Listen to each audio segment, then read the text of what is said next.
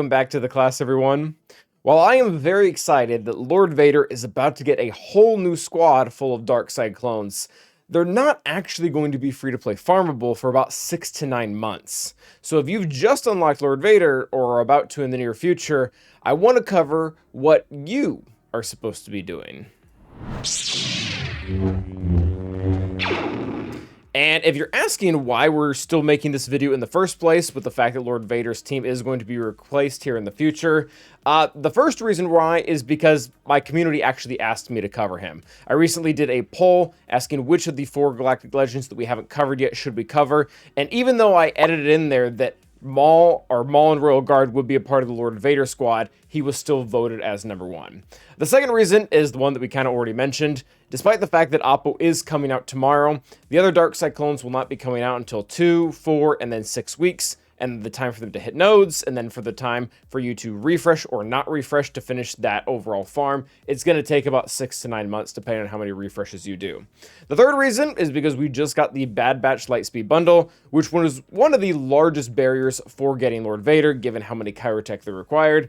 And last but not least is the fact that we know we are also going to be getting a Tarkin rework. So while I do believe the dark side clones will be used with Lord Vader the vast majority of the time in PvP, there might be some scenarios where we will want to use clones with Tarkin to kill something that he is good enough for, and then taking Lord Vader and using him with his older team. So this information being known and out there is probably still valuable.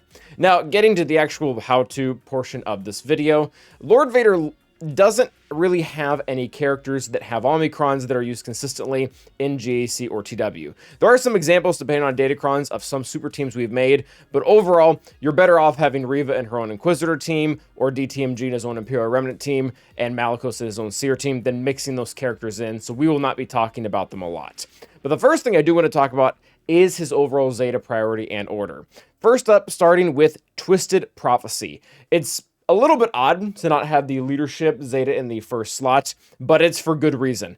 Twisted Prophecy is going to make sure that enemies with damage over time effects can't gain bonus turn meter. This is a really big deal, because even if Lord Vader is ability blocked or his cooldowns increased, every single time that he takes a turn, he's going to be applying damage over time and stopping any turn meter out there. Again, this is quite crucial because if you have any team that can immediately cleanse right out the gate to get rid of the daze, then all he does is need to take one more turn to stop him. We don't really know what would counter him exactly if he didn't have the Zeta, because almost everyone that has him does have it, but I'm guessing that both Imperial Troopers as well as Phoenix Crack would actually have a much larger shot given everything that they are able to do. The next most important Zeta is actually going to be his first special, which is going to allow him to heal all of his allies every single time he uses it. This is a big deal because it has a low cooldown, and the Lord Vader team typically isn't very sturdy overall, so constantly being able to heal them alongside Royal Guard's healing is going to be very, very nice. Now, the third Zeta that I'm going to recommend, this actually might be the second most important or the fourth, depending on which team comp you use, but it is the leadership ability, where he is going to, rather his whole team, is going to be gaining 1% mastery stacking until the end of the encounter for every single time they lose a buff. The reason why this one might be the second most important or the fourth most important is it entirely depends on the team composition you are using. If you are using Emperor's Trap through Piet on the team, you are going to be gaining and losing buffs constantly. If you are not using Piet, buffs are really seldom appearing. So Piet in the team, this becomes a number 2. Piet not in the team, it's probably more than number 4, because all that mastery stacking really won't amount to much without him. But with him, once Lord Vader uses his ultimate, he will take all that mastery that they've also gained and use it for himself and end up doing a lot of damage. The next Zeta I want to cover is going to be Galactic Legend Zeta. This one used to be a lot more important in the overall hierarchy because a lot of people like to bounty hunter against Lord Vader, and that was really difficult, especially if Lord Vader had a ton of survivability and could kill you before you were able to kill him. Ever since Bo-Katan has come onto the scene, Cal Kestis helping out Jedi Master Luke, most people aren't using the bounty hunter counter anymore, as it's lost a lot of validity because of those things. His overall survivability has just mattered less because there's typically already something much bigger taking him out. And then in last place, so 5th and 6th, is going to be both Unshackled Emotions, his AoE, as well as the basic. These are not bad Zetas. They are in last place, but they are not bad. These are going to increase his damage substantially, but ultimately the other ones are more core functioning to how the team wants to work as a whole. Now, we did talk about compositions here previously with Piet, so let's jump into that a little bit more. Lord Vader is actually in a really interesting spot right now as far as offensive and defensive viability. I was looking up last season whether he was used more on offense or defense, or rather this current 5v5 season, and across all of the different divisions, he was used 62,000 times on offense and 69,000 times on defense. So an almost even split, which is almost unheard of for overall Galactic Legends. Typically, they end up falling hardcore into one camp or the other, whereas Lord Vader is really being used on both, and honestly for good reason. It all ultimately depends on what your opponents have and what you're going to trade as to whether or not he should go on defense, and then on offense, he kills quite a bit.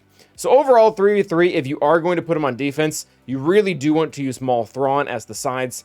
The reason for this is if you drop Thrawn and use Royal Guard, you really open up the Fennec counter, as Fennec actually gets stronger in 3v3 due to her leadership giving more stats.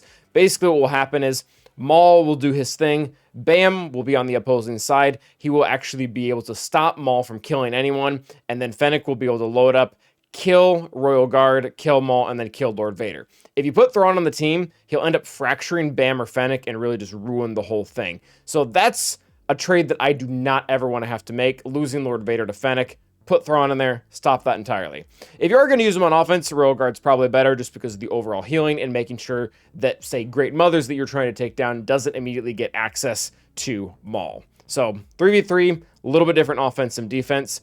For 5v5, there really isn't one set team that always works. You typically are going to want to take Royal Guard and Maul, and as far as the other two slots, we have some different options. I personally really like Thrawn for kind of one of the reasons I just mentioned. His fracture can end up being very valuable, both defensively against, say, a Fennec, or offensively. It's really fun using that on Chrysanthemum or Great Mothers once we do get access to them to make sure Chrysanthemum doesn't taunt and Great Mothers doesn't do everything that she wants to do. Piet is another really good option for what we just talked about. The only real reason to not use Piet is because you're still using him on a pretty good Imperial Trooper team. But again, for the Emperor's Trap buff that he gives that's constantly spreading and going away, really helps stack mastery, and he synergizes overall really well with Lord Vader. Darth Vader is another good option. Having more dots stacked on with Lord Vader's never hurts. Merciless Massacre and Coin Blade can cause some issues for some counters. Ninth Sister, one of the really cool things about her and how she synergizes with Lord Vader is not only is she Empire, but she's also unaligned Force user. And the reason why that matters is because as it currently stands, Lord Vader has this fun special clause in his kit where unaligned Force users actually are going to give more ultimate charge than Empire users. So a Royal Guard, you want to have him in there to obviously tank all the hits. Sometimes it's really valuable to have Ninth Sister in there as well, because not only can Royal Guard heal her, but she will be charging his ultimate faster whenever she is taking damage, assuming she has a debuff. So again, another good option. And then Moff Gideon, really he is here for his Demoralize, which is his unique ability, where he'll just universally give everyone, or the enemy team, negative 50% offense, critical chance, and critical damage. You probably don't want to use him if you have DTMG running around, but again, there are some different options you can use both offensively and defensively for Lord Vader in 5v5. Now, if you are going to put him on defense, that can be fine, but you probably need to accept the reality that one of these four teams is going to beat him, and beat him really easily. So it's ultimately going to come down to, if you don't have the roster advantage in the battle, and you aren't really willing to make equal trades, you probably don't want to set him on defense, because you want him to be killing something for you in offense, so you can hopefully beat your opponent out in efficiency. If you have a bigger roster than your opponent, and you have more tools to work with, then setting him on defense and just trading him for Jedi Master Luke Cal, that's probably fine, because, you know, you're trading one Galactic Legend and one Lifter for the opposite. Same can be said about JMK and Cat. Bane is arguably a galactic legend. And then Bo-Katan. We actually didn't used to think this was fine. We didn't think it was okay to let Bo-Katan beat Lord Vader. But as time has gone on, Bo-Katan is beating several other high-level things. So it depends. It depends on what you're willing to trade. If you're fine with Bo-Katan beating them and your opponent has her, then you can still set him on defense. But again, if you're trying to punch up, you're probably going to want to take him on offense, especially considering he typically does okay banner-wise. Now, if you are wanting to take him on offense, his best thing that he's beating right now has to be Jabba the Hutt. And I know previously in other videos, people have asked for actual gameplay footage of this, and I did this earlier this week in Grand Arena, so I'll leave a timestamp somewhere in the video towards the end of the video of me doing this. So if you want to see what the battle actually looks like, you will have that opportunity. But it's pretty great. You open up with buff immunity on Chrysanthemum, as long as he is not tenacity modded. Maul will go next. You'll rip it off, and then you can just completely burn down Boosh and take down the team. I think this is great because Jabba has become a staple on defense, so it's a pretty consistent thing that you can always use to take down. Great Mothers, Inquisitors, and Balin are pretty consistent in both 5v5 as well as 3v3. Great Mothers can become more complicated if they put Marin in the team, but not everyone is doing that. In 3v3, he actually has some really great solo win opportunities against General Skywalker, the Tuskens, the good Tusken comp with the Raider Omicron, as well as Darth Revan with or without the Zalbar Omicron. A great option for taking all of them down. So again, I prefer him on offense just because of everything he's able to do. But if you find yourself having a roster advantage against your opponent, or if they don't have Bo-Katan, can also be a good defensive option. Now, last but not least, I do want to talk about his overall modding strategy. And he's going to be one of the only 2 Galactic Legends that likes protection modding, similar to the other Skywalker Galactic Legend, JML. On his arrow here, you're going to want a protection primary. It is okay to have speed, but he will be significantly less tanky, which ultimately is not what we want. A crit damage triangle is probably also going to be best. Protection probably used to be in the better area here, but ever since Fennec really doesn't have a shot at taking him down, and he's charging a much higher counter like Bo-Katan or JML with Cal Kestis, we want to focus more on damage because he's probably going to be doing more things on offense. Protection as well for the cross in the circle, and then overall just a speed and a health set. You could argue for a defensive set in some situations. The issue is most of the teams that he's going up against, they just have some way to entirely get around defense. Bo-Katan actually being a really good example with the amount of armor shreds that the team has. So overall, pretty standard modding, protection, speed, and then focusing as well on that crit damage triangle. So I would tell you, well, thanks for watching and stay awesome, but we have video footage. So watch that first, and then stay awesome. All right, buff immunity, perhaps. All right. Rip off the taunt. Sure.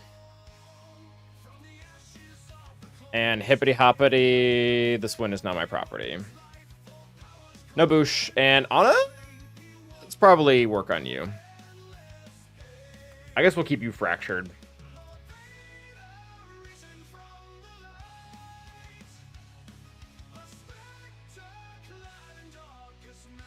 We'll work on Embo for a second. I wanna be able to kill Embo when we have ult. Or not Embo, Boba. Well, that didn't happen. Can we just get him down? We can. Oh, I got back to all 5 stacks. Sick. Yeah, this is gonna be like the easiest Lord Vader battle ever. Yeah, sure.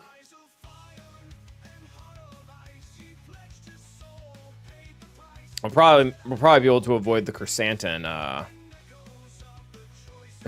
revive now here too.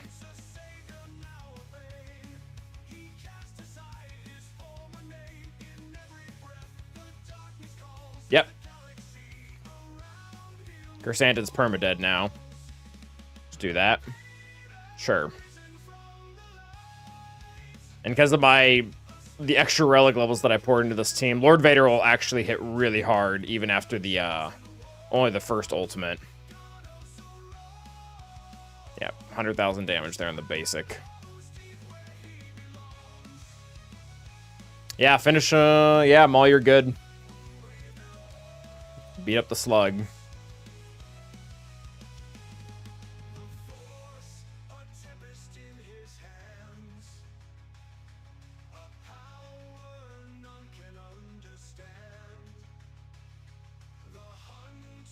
Very nice.